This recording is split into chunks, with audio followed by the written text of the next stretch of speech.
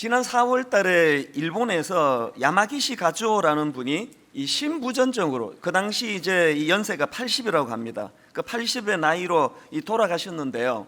이제 이분이 누군가 하니까 일본에서 그 라면의 신으로 불리던 그런 분이라고 합니다. 어린 16세 때 돈 벌려고 상경해가지고 그때 취직한 데가 이게 그 라면집이랍니다. 그래서 이제 16살 어린 나이 때 라면집에 취직하는 것을 인연으로 해가지고 이분이 돌아가시기 80살이 될 때까지 평생을 이 라면과 인연을 맺으면서 사신 분인데요. 이분이 그 일본에서 유명하다 그러네요. 특제 모리소바라고 이 소스에 찍어 먹는 라면이랍니다. 이거를 개발한 분으로 유명하고요. 그리고 자기 라면과 관련된 제자를 무려 300명이나 배출한 분이라고 합니다. 근데 이분이 이제 4월 달에 돌아가시면서 유언처럼 남긴 마지막 세 마디가 일본의 그 전역에 화제가 됐다고 합니다. 이분이 돌아가시기 직전에 남긴 세 마디 유언이 뭐냐 하니까 이렇게 유언을 남겼습니다. 첫 마디가 이겁니다. 어서 옵시오.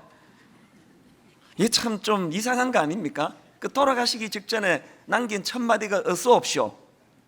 두 번째 마디가 뭐냐 하니까 특제 모리소바입니다. 자기가 개발한 그 라면 이름을 두 번째로 외쳤고요. 마지막 세 번째로 이분이 외친 마디가 뭐냐 하니까 감사합니다. 그렇게 하고 돌아가신 거예요. 이게 장안의 화제가 돼가지고요. 일본 NHK 방송하고 요미우리 신문에 이게 기사가 될 정도로 화제가 됐는데요. 저는 그 기사를 보면서 나는 내 마지막에 뭘 외치고 죽을까? 이거 막 준비해서 하는 거 말고요. 이렇게 하고 내 마지막에 이래야지 이런 거 말고 머릿속에 그 생각이 꽉 차가지고 무의식적으로 튀어나오는 거.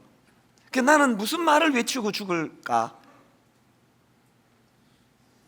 그때 그 야마기시 가즈오 이분의 그 임종을 지켰던 많은 제자들이 이런 이야기를 했답니다. 의식이 흐린데도 스승님은 계속 라멘 생각을 하셨던 것 같다. 이거하고 비슷한 일이 우리나라에도 있었는데요. 여러분 그 장충동 할머니 아시죠? 그 순대와 돼지족발로 유명한 장충동 할머니가 돌아가시면서 이분도 평생을 이제 이 돼지족발, 순대 이걸로 이제 인생을 다 바친 분 아닙니까? 이분이 돌아가시기 전에 이제 자녀들을 다 이제 소집을 한 거예요. 원래 그 부모로서 자녀들에게 마지막 남겨주시는 유언이 얼마나 중요합니까? 그렇게 자식들을 다 모아놓고 이 장충동 할머니가 하셨던 마지막 유언이 유명한 명언이에요. 이렇게 말씀하셨습니다. 돼지고기는 얇게 썰어라. 그렇게 하고 돌아가셨어요. 여러분은 웃으시지만 전 이게 그렇게 감동이 되더라고요.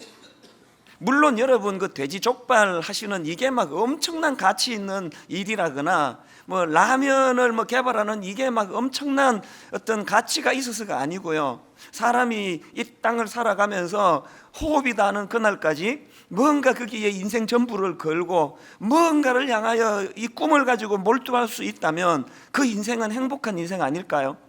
그래서 자기 평생을 거기에 다 걸고 죽기 전에 자식들을 모아놓고 돼지고기는 얇게 썰어라. 그 꿈을 전수해 주시는 인생이라면 누가 이 할머니의 삶이 시시하다 그렇게 말씀할 수가 있겠습니까? 제가 청소년 사역을 10년 하고 제 인생의 면류관이 뭐냐 하면은 너무너무 귀하고 아름다운 제자들이 많다는 거예요. 그 중에는 뭐 우리나라 정부 요직에서 지금 중요한 일을 하는 제자도 있고 또 그런가 하면 아주 평이하게 살아가지만 자기 삶의 자리에서 참 그리스도인으로 빛을 내면서 살아가는 제자들이 참 많습니다.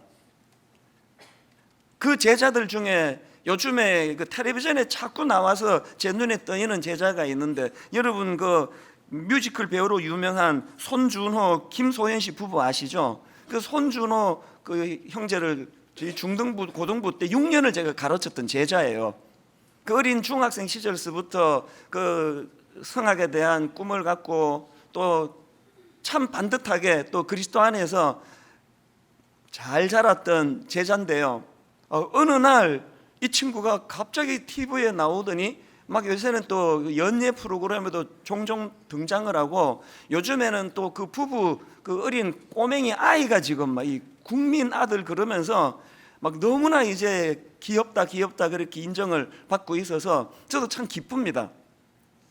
그래서 한 번은 그 두 부부를 제가 불렀습니다. 식사 같이 한번 하자. 그래서 이제 식사를 같이 하면서 두런두런 이야기를 나누었는데, 제가 그날 참 마음이 기뻤던 한 가지 포인트가 있었는데요. 이 대화 중에 이런 이야기를 하더라고요. 지금 뭐 스케줄이 얼마나 바쁘겠습니까? 여기저기 불려다니느라고 정신없이 바쁜데요. 그럼에도 불구하고 그 바쁜 시간을 쪼개가지고 계속 지금 목소리를 개발하고 또 연습하고 노력하고 이런데 한 7시간, 8시간씩 시간을 투자한다는 거예요. 근데 그 다음에 참 너무 인상적이었던 게요, 그렇게 바쁘고 분주하게 살아가는 와중에도 계속 이 목소리를 위해서 연습을 하고 살아가는 그 과정들이 너무 행복하다는 겁니다.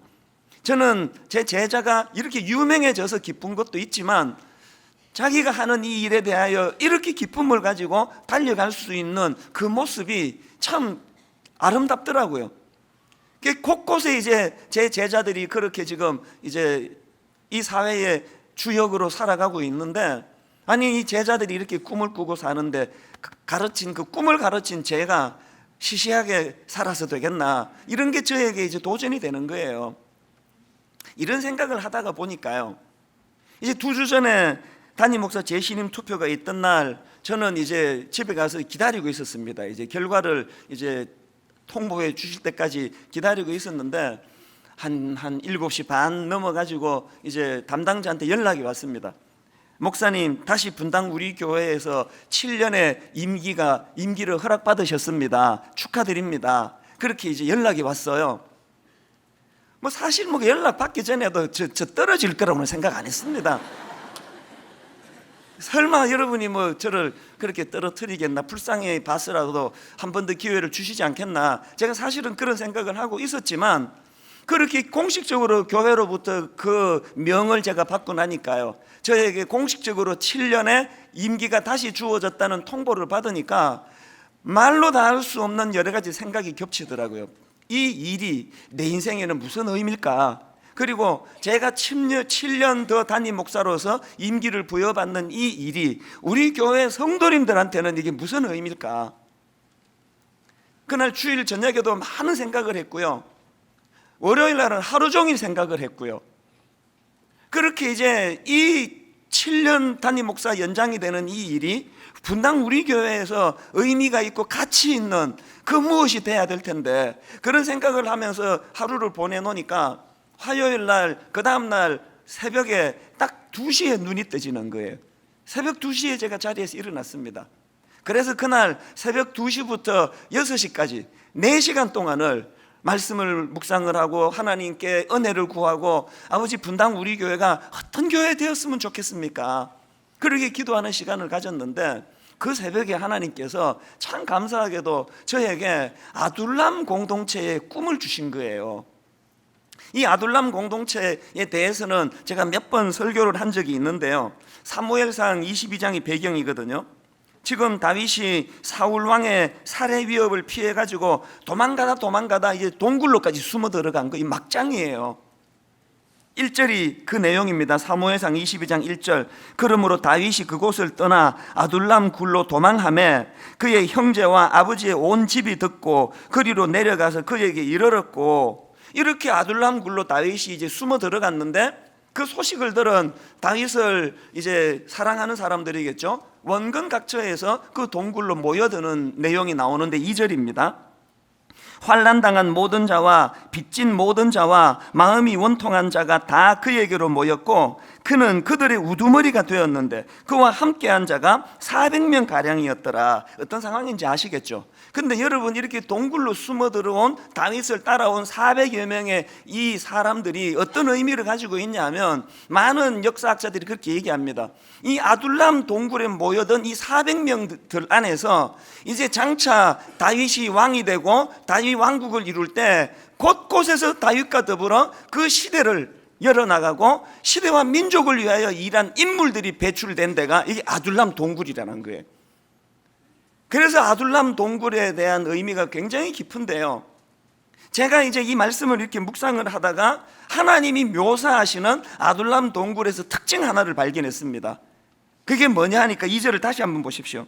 환난당한 모든 자와 빚진 모든 자와 마음이 원통한 자가 다 그에게로 모였고, 지금 왜 하나님께서는 그 다음 세대를 책임질 인물들이 배출된 아둘람 공동체를 묘사하면서 왜 이 내용들을 여기다가 강조를 했을까요? 무슨 뜻입니까? 거기 모여든 사람들이 너무너무 유능하고 똑똑하고 처음부터 막 대단한 인물들이어서 그 시대와 민족을 책임진 게 아니고, 그 사람들은 상처가 많고 아픔이 많고 울분이 많고, 요즘으로 치면은 요새 을이다 갑이다 을이다 이런 이야기들을 하지만요, 그 을에 해당되는 사람들 아닙니까? 오합지졸 같은 사람들. 왜 성경이 이걸 여기다 강조를 했을까요? 그날 새벽에 하나님이 제게 주신 꿈이 뭐냐, 분당 우리 교회가 아둘람 동굴, 아둘람 공동체 같은 교회가 되기를 원한다는 거예요. 그러면은 뭐가 조건이 두 가지가 충족이 돼야 되는 거 아닙니까? 분당 우리 교회는 막 전국에서 유능한 사람만 뽑아서 등록시키고 유능한 애들만 등록시키고 처음부터 대단한 집단으로서 모여있는 교회가 아니라, 이 교회는 세상적으로 그렇게 눈에 띄는 거 별로 없고 그저 평범하게 짝이 없고 상처 많은 사람들, 아픔이 많은 사람들, 사연이 많은 사람들, 그런 사람들이 모여야 이게 아둘람 동굴 되는 거 아닙니까?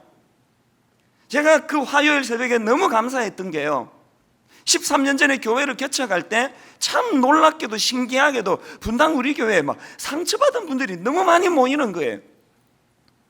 특별히 교회에서 상처를 받아가지고 막 교회를 떠난 지 10년이 됐다 그러시고, 막 교회를 떠난 지 막 5년, 6년 이런 분들이 이제 막 여기저기서 모여드신 거예요.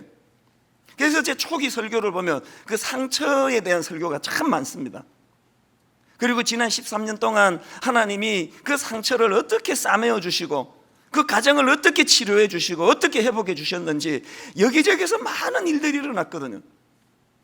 하나님은 분당 우리 교회 담임 목사가 막 전국에서 목회 제일 잘하는 유능한 목사고, 막 그 구성원들도 장로님들도 막 권사님들도 이 막 대단한 그 무엇을 가지고 있는 그런 분들이 모인 교회가 되기를 원하는 게 아니고, 그저 아픔이 많고 상처가 많고 인생의 위기를 겪고 우울증이 오고 불면으로 고통을 당하고 이런저런 아픔을 가진 성도들이 모여들었지만, 그곳에서 치유를 받고 잃어버린 꿈을 회복하고, 그래서 그 다음 세대를 책임지는 인물들이 배출되는 그런 교회로서 분당 우리 교회가 아둘람 공동체 같은 교회가 되면 좋겠다는 거예요.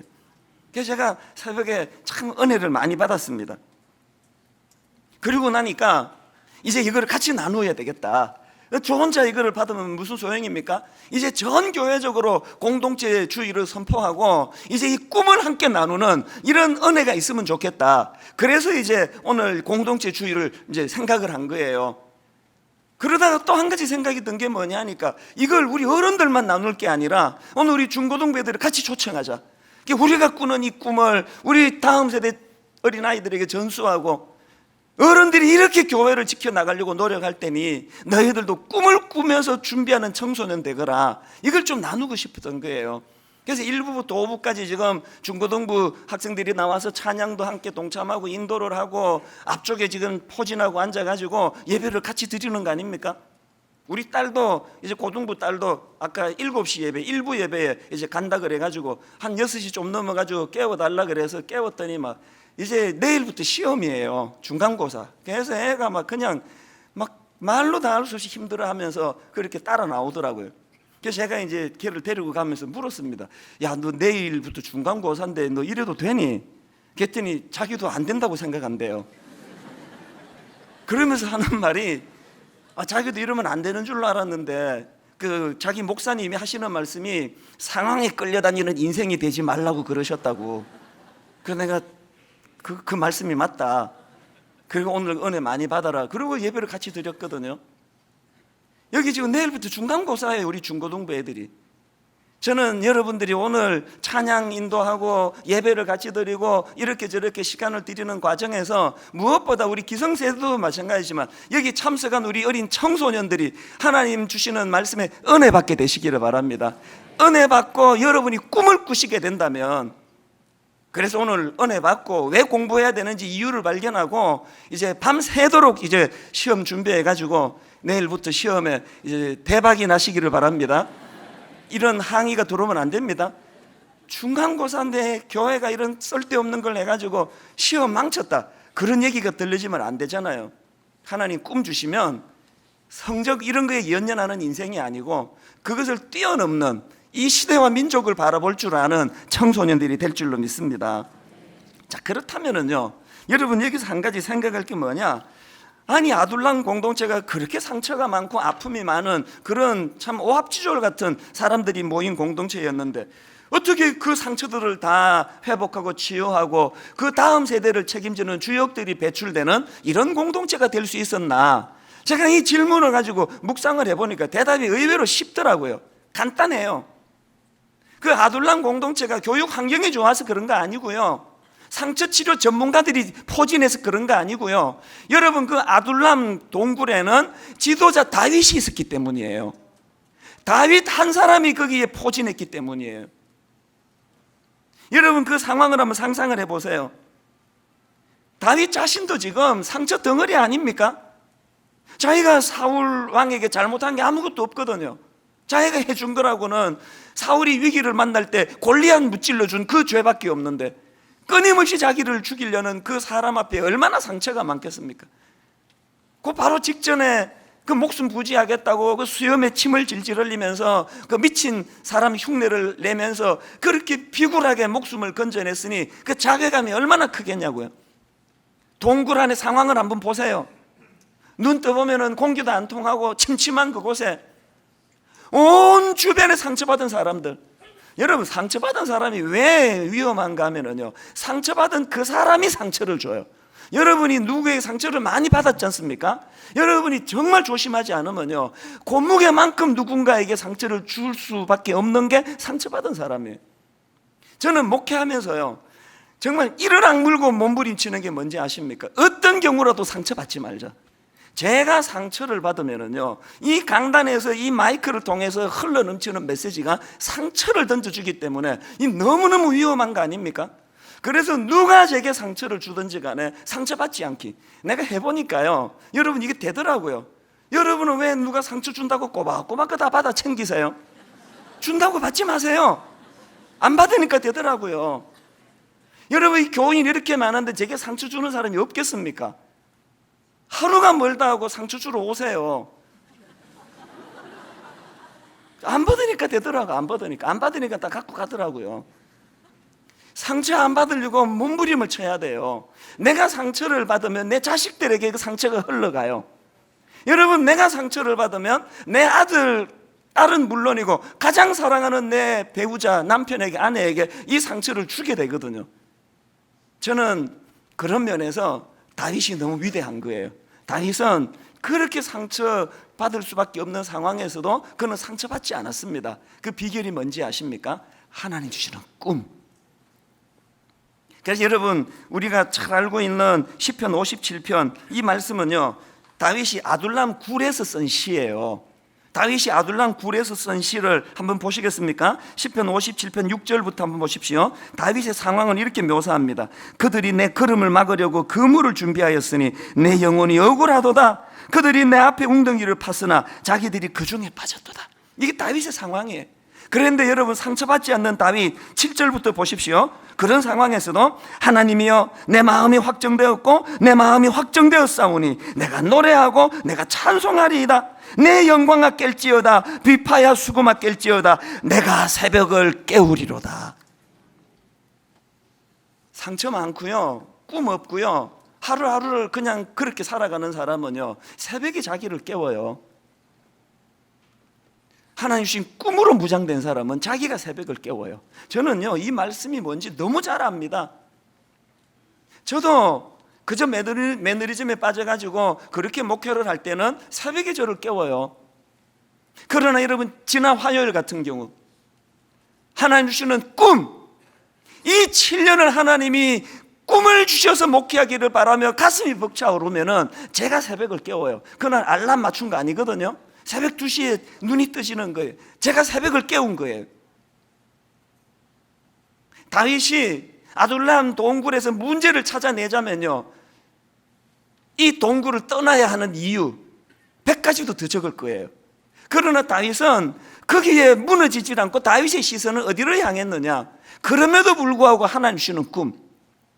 분당 우리 교회가 이것도 문제고 저것도 문제고 이거 잡아내자 그러면요 100가지도 더 나옵니다. 그러나 우리의 시선이 우리가 갖고 있는 어떤 약점에만 함몰돼 가지고, 성도들은 그렇게 해도 돼요. 지도자는 그러면 안 됩니다. 여러분의 가정을요 당장 이혼해야 할 이유, 이 여자랑 이 남자랑은 절대로 살 수 없는 이유를 100가지 적어내라 그러면 지금 바로 100가지 적어내실 거예요. 신혼만 빼고. 그러나 여러분, 그럼에도 불구하고 우리 부부가 손을 맞잡고 이 가정을 하나님 앞으로 세워드려야 되는 이유가 있다면, 하나님은 그 가정 안에 다윗처럼 부모가 꿈을 바라보면서 그 꿈을 전수해 주는 곳이 가정이기 때문이에요. 이런 생각을 하면서 제가 많은 생각을 했는데요. 자, 그렇다면 중요한 질문이 뭐냐? 그럼 다윗은 어떻게 그런 놀라운 지도자로 환경과 상황과 상처를 뛰어넘는 꿈을 가진 지도자가 되었나? 여러분 어떻게 생각하십니까? 선천적으로 다윗이 그런 성품을 가지고 태어났다, 뭐 그럴 수도 있겠죠. 또 하나님이 이유를 알 수 없는 은혜를 주셔서 그렇다, 그것도 이유가 되겠죠. 그런데 여러분, 제가 지난 화요일 날 분당 우리 교회가 다윗이 지도하는 아둘람 공동체 같은 교회가 되기를 꿈꾸면서 말씀을 묵상하다가 보니까 하나님 앞에서 제가 놀라운 한 가지를 발견을 했는데요. 다윗이 그런 놀라운 지도자가 될 수 있었던 것은, 그게 사무엘상 22장에서 일이라면 아둘람 공동체가, 사무엘상 19장 바로 그 앞에서 다윗이 경험한 공동체가 하나 있습니다. 자, 사무엘상 19장 18절 한번 보시겠습니까?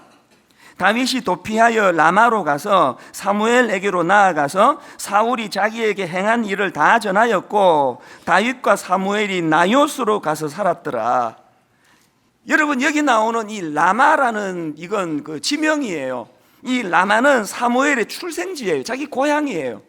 그런가 하면 이 나요시라는 이 단어는 원어로 보면은 터, 공간, 이런 뜻을 가진 단어인데요, 지금 여기서는 기숙사, 공동체, 이런 뜻을 가진 단어예요. 어떤 내용인지 짐작이 가지 않습니까? 사무엘은 사울 왕이 타락하니까, 지도자 왕이 타락하고 나니까 이제 그와 결별하고 이제 고향으로 내려갑니다. 사무엘이 고향으로 내려가 가지고 거기서 이제 공동체를 세우는 거예요. 인물을 키워내는, 사람을 만들어내는. 저는 이 대목이 그 화요일 새벽에 저에게 주신 준엄한 하나님의 사명이었습니다. 사무엘이 그 당시 정치적인 상황으로 많은 사람들이 그를 민족의 지도자로 떠받들고 그를 왕 삼기를 원하는 많은 백성들이 있었고, 자기가 마음만 먹으면 킹 메이커가 아니고 자기가 킹이 될 수 있는 그 상황에서도 그 자리를 탐하지 않고 고향으로 내려가 사람을 키워내는 이 말씀을 하나님이 저에게 주시면서, 내가 오늘 공개적으로 여러분에게 약속드리는 게 뭐냐? 여러분, 이 교회 7년 사역하는 동안에 제가 왕 되려는 시도, 제가 유명해지고 제가 주인공 되고 제가 뭔가를 저 스스로를 드러내는 그런 담임 목사가 아니라, 사무엘처럼 자기가 드러나기 위해 애쓰는 지도자가 아니라, 라마 나옳, 라마 공동체에서 인물 다윗을 배출한 사무엘처럼 분당 우리 교회가 제가 다음 세대 다윗을 길러내는 교회 되기를 주님 이름으로 약속을 드립니다. 분당 우리 교회 안에 제가 주인공이 되는 것이 아니라, 담임 목사가 주인공이 되는 것이 아니라, 오늘 여기 우리 어린 중고등부 학생들을 위시해서 청년대학부 곳곳에 혼미한 이 시대에 다윗과 같은 인물들이 배출되기를 바랍니다. 여러분, 우리 시대에 지도자가 얼마나 목말라 필요합니까? 오늘 여기에 우리 청소년들, 우리 젊은이들 가운데 다음 세대를 책임질 영적인 지도자가 배출되기를 바랍니다. 한경직 목사님, 옥하는 목사님, 그 맥을 잇는 위대한 영적 지도자가 배출되기를 바랍니다. 우리 교회 안에 혼미한 이 시대를 인도할 정치적인 지도자가 배출되기 원합니다. 하나님 허락하시면 대통령도 나왔으면 좋겠어요. 자기를 위하고 자기 당을 위하는 그런 대통령 말고 정말 이 시대와 민족을 위하여 몸을 불사를 수 있는, 그런가 하면은 이곳에서 참 근실한 아름다운 기업가들이 많이 나오게 되기를 바랍니다. 젊은이들의 고용을 창출하고 부탁하는데요, 다음 세대한테 미루지 말고 이 사업하시는 분 10명으로 나는 회사 충분히 운영한다, 할 수 있다. 100명 종업원으로 나는 회사 충분히 운영한다 하더라도 젊은이들이 지금 직장을 못 구해 저렇게 고통하고 있다면 10명만으로 나 회사 운영할 수 있지만 내 좀 덜 쓰고 2명 더 뽑아야 되겠다. 100명으로 회사가 운영되지만 수익 좀 줄더라도 10명 더 뽑아야 되겠다. 나라를 생각하고 연약한 이웃을 생각하고 다음 세대를 생각하는 참 좋은 사업가들이 분당 우리 교회에서 많이 배출되게 되기를 바랍니다. 이런저런 꿈을 하나님 앞에 꾸는데요, 제 마음에 든 생각이 뭐냐 하니까, 자 그렇다면은 여러분, 분당 우리 교회가 이 라마 공동체가 되기 위해서, 또 여러분의 각 가정이 라마 공동체가 되기 위해서 갖추어야 될 2가지 구비 조건이 있습니다. 이걸 놓고 기도하셔야 돼요. 자, 첫째로 분당 우리 교회가 라마 공동체 되기 위해서 뭘 구비해야 되느냐? 여러분, 거기에 지도자 사무엘이 있어야 한다는 겁니다. 그러고 보니까 19장 18절에서 다윗이 라마 공동체로 내려간 것을 이런 식으로 표현합니다. 보십시오. 다윗이 도피하여 라마로 가서 사무엘에게로 나아가서, 이게 아둘람 공동체랑 같은 거 아닙니까? 그 동굴이 대단한 교육적 환경이어서가 아니고 그곳이 다윗이 지도자였기 때문에 인물이 배출됐다면, 다윗도 라마 나요스를 간 그것이 교육적으로 대단한 환경이어서가 아니라 거기에 지도자 사무엘이 있었기 때문이라는 거예요. 여러분, 분당 우리 교회가 정말 아름다운 라마 나요 되기 위해서는 사무엘 같은 인물이 나와야 돼요.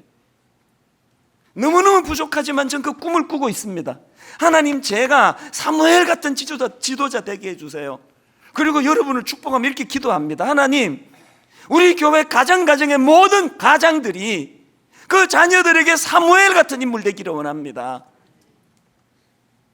우리 시대는 어떻게 살았는지 몰라도 여러분 가정에 그 어머니가 사무엘 같다면, 그 아이가 사무엘 같은 자기 아버지를 만났기 때문에 그 아이가 다윗이 될 수만 있다면, 여러분 이런 꿈 우리 기성세대가 꿔야 되는 거 아닙니까?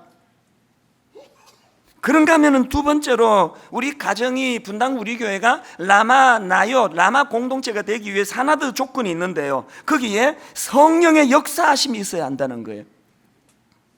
제가 사무엘 19장에 나오는 이 라마 공동체에 묘사하는 걸 유심히 봤더니요, 지금 성경이 라마 공동체를 묘사하면서 그 공동체의 특징을 딱 하나밖에는 설명하지 않아요. 이걸 한번 설명을 드릴 텐데 한번 들어보시겠습니까? 우선 그 당시 정치적인 지도자였던 사울 왕하고 라마 나요스의 지도자였던 사무엘하고 지도자로서 2 사람의 결정적인 차이를 저는 성경이 피력하는 걸 발견했는데요. 자, 우선 사무엘상 19장 9절을 한번 보십시오. 사울이 손에 단창을 가지고 그의 집에 앉았을 때에 여호와께서 부리시는 악령이 사울에게 접하였으므로, 이게 지금 정치 지도자 사울의 모습이에요. 여기에 반해서 사무엘 20절입니다.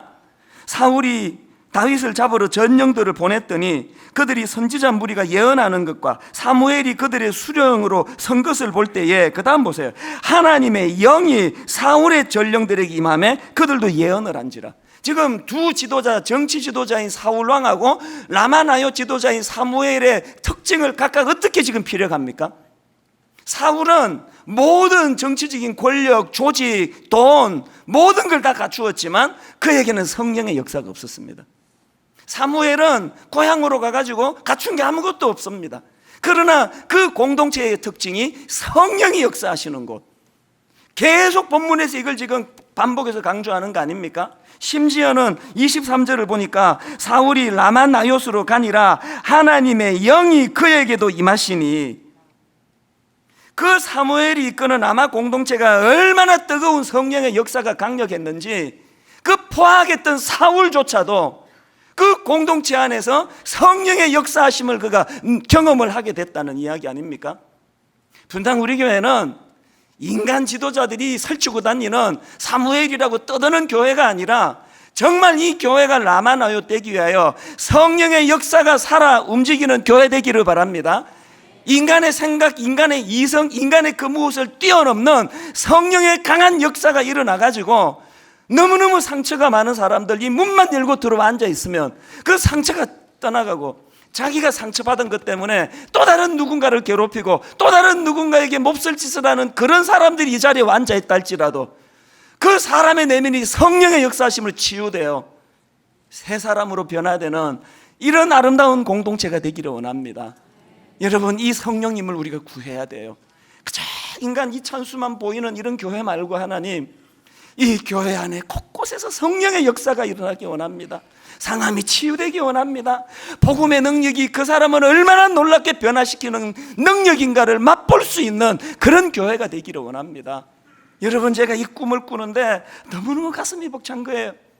초대교회가 태동될 때 똑같이 거기도 그 당시 천민들, 그 당시 보잘것없는 사람들, 이런 사람들이 모여 초대교회를 구성하는데, 초대교회가 태동되기 직전에 나온 이 말씀을 보세요. 사도행전 2장 17절.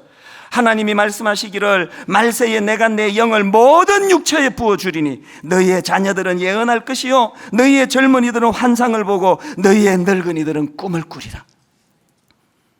이따가 우리가 그거 할 거거든요. 골판지로 하나님 앞에 내가 이런 하나님의 자녀가 되겠습니다, 이거를 할 텐데 아까 일부 시간이에요. 연세가 90이 되신 어르신이 나오셔가지고 울먹울먹하면서 내가 우여곡절 끝에 이 교회로 내가 발걸음을 옮겼는데 내가 90의 나이이지만 이 교회에서 하나님 주는 꿈을 꾸고 싶습니다. 끝나고 제가 그 어른을 안아드렸어요. 성도님들 다 우셨습니다. 어린 중학생만 꿈꾸는 교회가 아니고 연세가 90이 되신 이 어르신, 이 교회만 들어오면 꿈이 살아나고, 비록 육신은 너무너무 힘들고 후패한 육신을 갖고 있지만 하나님 주시는, 성령 주시는 그 꿈, 내가 더 살아야 되겠다, 내 자녀 손들을 위하여 내 꿈을 가지고 기도해야 되겠다. 분당 우리 교회 이런 교회 되기를 주님 이름으로 축복합니다. 저는 지난 2주 이 말씀을 준비하면서 너무 행복했어요. 설교 준비하다가 하나님 2기, 3기로 넘어가며 분당 우리 교회가 이제 아둘람 공동체 되기를 꿈을 주셨는데, 그러다 제가 문득 든 생각이요, 7년 전에 하나님이 무슨 꿈을 주셨더라? 기억나십니까? 7년 전 시무투표 마치고 1년간 안식년 얻어 제가 LA에 가지 않았습니까? 풀러 신학교에서 미셔널 처치를 제가 배우게 되고, 귀국하기 전에 LA에서 하나님이 제게 주신 꿈이 뭐였습니까? 기억나시죠? 요셉의 창고를 열어라. 개척하고 7년 동안 이 풍성한 은혜를 네가 받았으면 흉년을 만난 한국 교회와 한국 사회를 위하여 너희들이 받은 은혜의 창고를 열어라. 하나님이 제게 주신 그 비전 꿈이었거든요. 그래서 제가 이 설교를 준비하다가 갑자기 너무 궁금해졌어요. 그래서 복지재단 담당하는 담당자하고 이웃사랑부 담당자하고 메일을 보냈습니다. 현황을 좀 나한테 알려주면 좋겠다. 메일을 받고 제가 얼마나 감사했는지 몰라요. 한번 들어보세요. 그대로 읽어드릴게요. 여러분, 7년 전에 2기 사역 시작하면서 선포했던 요셉의 창고를 열어라의 선포가 이게 2009년도예요. 이걸 염두에 두고 한번 들어보십시오. 2009년 5월 다문화 센터 개소 이후 성남 지역 557명의 결혼 이주 여성이 등록하여 한글 교육, 검정고시 등 다양한 서비스를 제공하여 주고 일 나가는 다문화 가정의 아이들을 맡아 방과 후 교실을 열고 있습니다. 2011년 12월에는 이들 결혼 이주 여성들에게 일자리를 만들어주기 위해 드림센터에 다문화 카페를 열었으며 지금도 10여 명의 이주 여성들이 바리스타로 일을 하고 있습니다. 여러분, 우리 교육관 1층에 있는 그 카페를 좀 많이 이용해 주세요. 그 수입 전체가 지금 우리 다문화, 외국에서 온 이 다문화 분들을 위하여 지금 쓰여지고 있습니다. 그런가 하면은 2009년 12월 시작한 에듀투게더는 처음에는 중학생 10명으로 시작했는데 현재 75명의 교육 봉사자들이 90명의 중고등학생들을 가르치고 있으며 2011년 5월에는 한마음 장애인 복지관 운영하면서 장애인은 물론 지역 노인 어려운 이웃을 섬기고 있고 하루 여기에 지금 출입하는 장애인 어르신들이 1,몇백 명이랍니다. 2013년도에는 성남 지역 청소년들의 문화적 욕구를 지원하기 위하여 컬처 투게더를 개소하여 30여 명의 청소년들에게 기타, 드럼 등 악기 연주와 미술 교육, 뮤지컬까지 배울 수 있는 기회를 주고 있습니다. 2014년도에는 40세 이상의 장년 중증 장애인 27명을 전담하는 우리 주간보호센터를 교육관에서 개소하였고, 같은 시기에 우리 사랑부 장애인 예배가 시작되었는데 벌써 청년부 학생부로 나누어 예배를 드릴 정도로 규모가 커져 나가고 있습니다. 제가 그 메일을 받으면서 가슴이 벅찼습니다. 우리가 꿈꾸면 하나님은 일하십니다. 우리가 꿈을 꾸면 하나님은 오늘도 그 꿈을 이루어 주시는 분이에요. 결론을 맺으려고 합니다. 왜 이 메일을 내가 소개했는지 아십니까? 왜 여러분 제가 종종 예배 시간에, 설교 시간에 우리 교회가 하고 있는 이웃사랑부 사역을 소개하는지 아십니까? 저는 우리 성도님들이 이런 소개를 들으면서 여러분이 이 교회를 긍지를 가진 교회가 됐으면, 저는 여러분이 출석하는 그 교회를 부끄러워하지 않기를 바랍니다. 오늘 똑같은 마음으로 우리 중고등부 학생들이 모인 이곳에 이거를 읽어주는 이유는 하나예요. 이 아이들이 학교에 가서, 우리 대학생들이 캠퍼스에 가서, 우리 청년들이 직장에 가서 자기가 다니는 분당 우리 교회를 부끄러워하지 않도록, 자기가 다니는 분당 우리 교회를 자랑할 수 있도록, 묻지도 않는데 나 분당 우리 교회 다닌다고, 우리 교회는 이런 일을 하는 교회라고. 여러분, 이 꿈을 이루어내기 위하여 제가 스스로 스타 되려고 몸부림치는 이런 유치한 짓 하지 않기를 약속합니다. 사무엘 되겠습니다. 여러분, 제가 사무엘 되어서 다윗을 길러내는, 오늘 결론은 어떻게 맺기를 원하는가 하면요, 이 공동체의 주의를 이제 선포하고 우리 교역자들하고 머리를 맞대고 연구했습니다. 어떻게 예배를 하나님께 올려드릴까? 담당하는 교역자들은요, 어제 공휴일인데도 불구하고 같이 모여가지고 이것을 연구했는데 한 교역자가 참 좋은 아이디어를 줬습니다. 여러분, 그 예전에 제가 미국의 어느 교회에서 그 골판지 간증했던 영상을 보여드리지 않았습니까?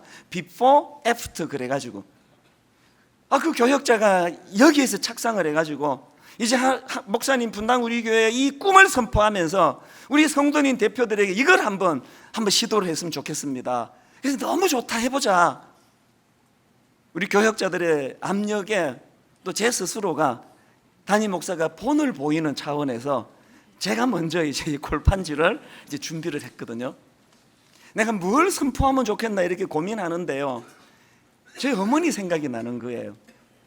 교회를 개척하고 연로하신 어머니가 늘 저에게 경고하던 한마디가 있었는데, 어머니 너 세 가지 조심해라.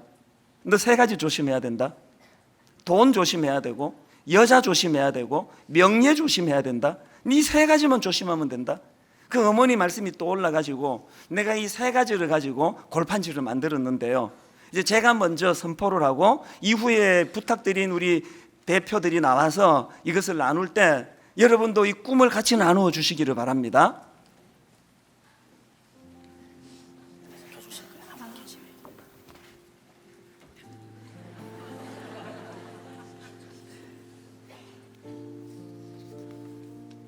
제가 이 어머니의 마음을 세 가지를 이렇게 표현하기 원합니다. 물질의 노예가 되지 않고, 성적으로 무너지지 않고, 하나님 자리를 탐하지 않는 목사가 되어, 그래서 자라나는 다음 세대에게 긍지와 자부심을 물려주는 목회자가 되겠습니다. 주님 앞에 약속을 드립니다.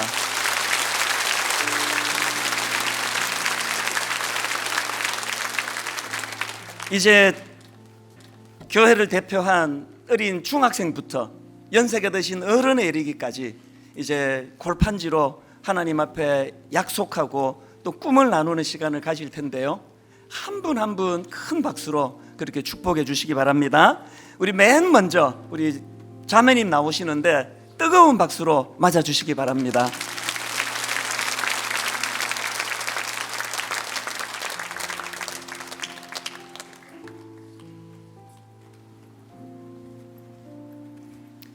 우울증으로 고통받던 나의 삶 죽고만 싶었습니다. 그러나 이제는 예수님을 믿고 살 소망을 얻었습니다. 예수님만으로 살겠습니다.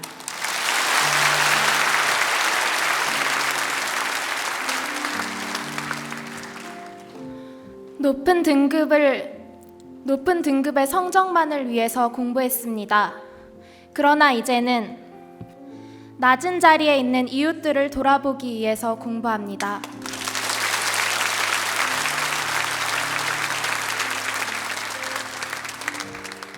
어린 시절 유흥 없이는 살 수 없었던 나.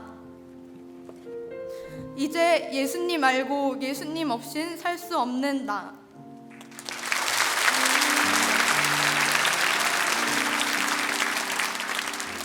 전에는 루저, 외톨이, 센 척하는 겁쟁이였습니다. 이제는 예수 안에서 내면이 강한 청소년입니다.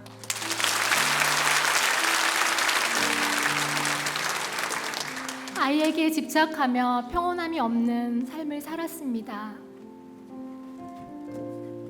이제는 하나님께 온전히 의탁하고 자유함을 누리며 살아가겠습니다.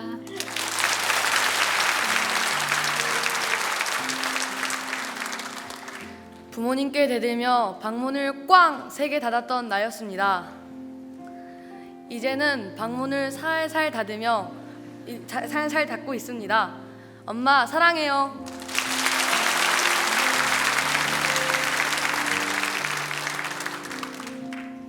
세상의 가치와 이단으로 옳은 길을 몰라 방황하였습니다.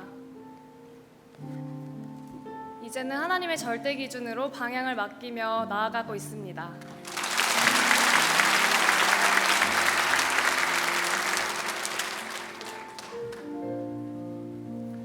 내 나이 77세입니다. 그러나 지치지 않습니다. 번향을 바라보며 경조부를 섬기고 있습니다. 서현 안내 산부를 섬기고 있습니다.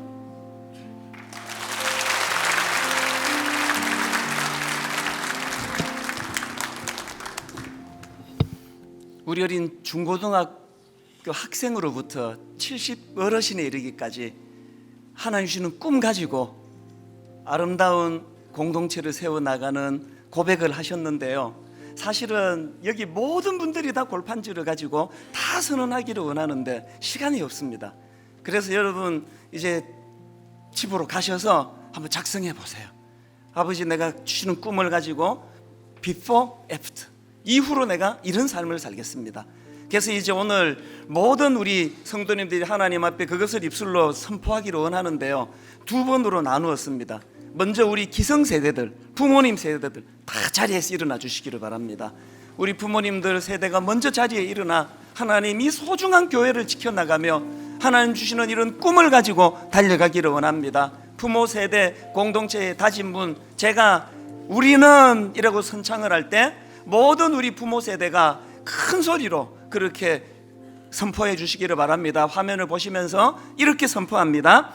우리는 예수님의 핏값으로 사신 교회입니다. 우리는 희생과 기도로 세워진 한국교회입니다. 우리는 사랑과 신뢰로 이루어진 분당 우리 교회입니다. 우리는 사무엘과 같이 다음 세대를 준비하며 교회를 지켜나가겠습니다. 여기 참석한 자녀들 앞에 우리 어른들이 이 약속을 분명히 약속을 드리고 지킬 것을 주님 앞에 약속을 드립니다. 주님 이름으로 축복합니다. 진심으로 축복합니다.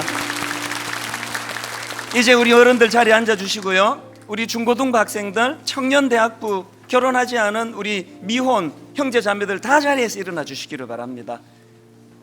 여러분 이런 마음을 가지세요.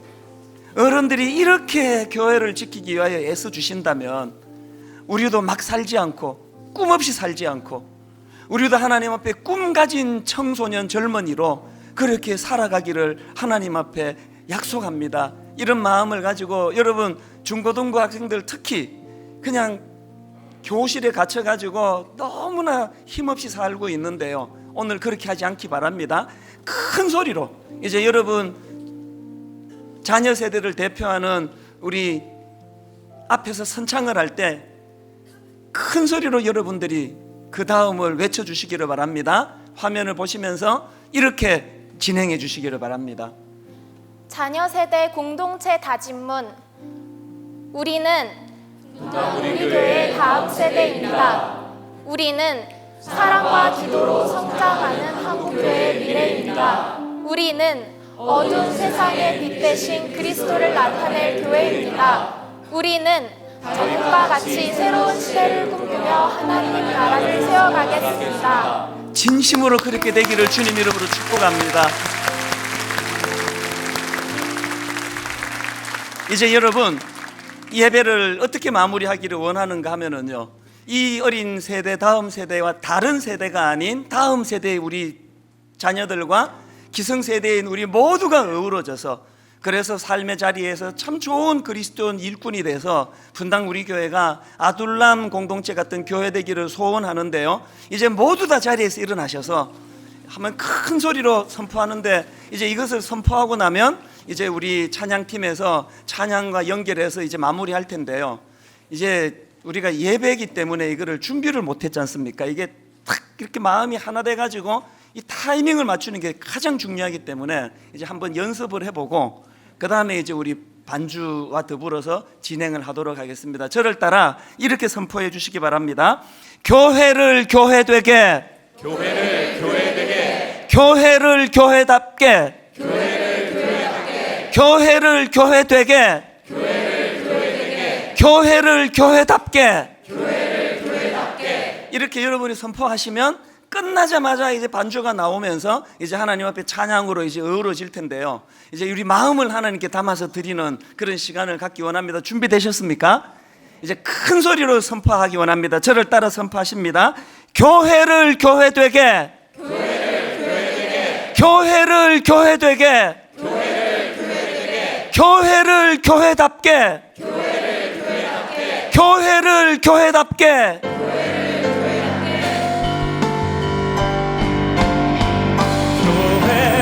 교회되게, 예배되게,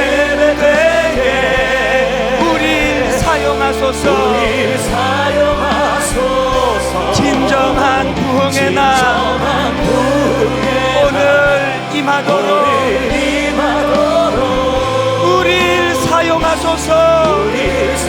교회를 향한 꿈을 선포합니다. 교회를 교회되게, 예배되게, 우리를 사용하소서. 진정한 부흥의 날 오늘 임하도록 우리를 사용하소서. 우리에게 소원이 하나 있네. 주님 다시 오실 그날까지 우리 가슴에 새긴 주의 십자가 사랑 진실로 고백합니다. 나의 교회를 사랑케 하네. 주의 교회를 향한 우리 마음, 여러분 이 마음이 선포되기 원합니다. 희생과 포기와 가난과 고난, 하물며 죽음조차 우리를 막을 수 없네. 우리 교회는 이 땅의 희망. 어떻게 이런 일이 가능합니까? 교회를 교회되게, 예배되게, 우리를 사용하소서. 진정한 부흥의 날 오늘 임하도록 우리를 사용하소서. 성령 안에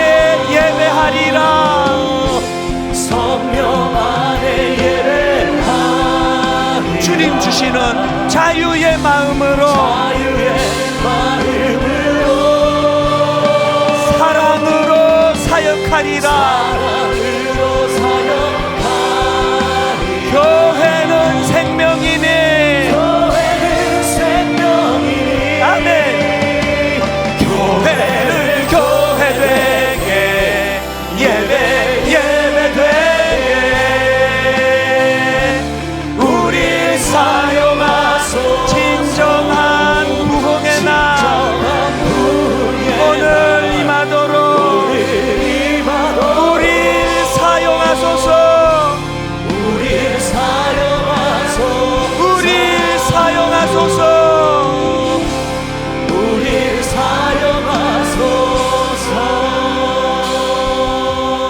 같이 기도하시겠습니다.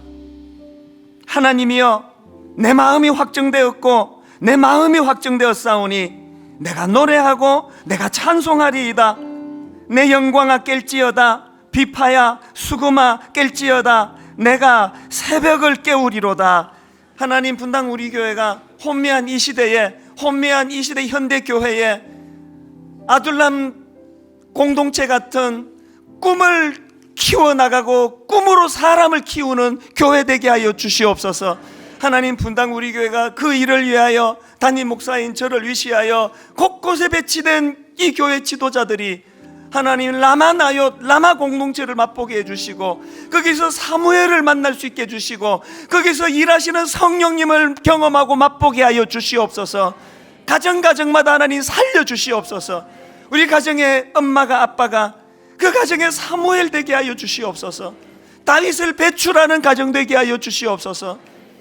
집안 환경이 부유하고 모든 것을 갖추어서 좋은 가정이 아니라 부모는 그저 보잘것없는 평범한 사람에 불과하지만 그 안에 성령님이 이끌어 주시기 때문에 날마다 상처가 치유되고 그 상처를 자녀들에게 물려주지 않고 하나님 주시는 꿈으로 치유받아 나가는 아름다운 믿음의 부모님이 있기에 그 가정이 좋은 가정이 되는 줄 믿습니다. 분당 우리 교회 그런 교회 되게 하여 주시옵소서.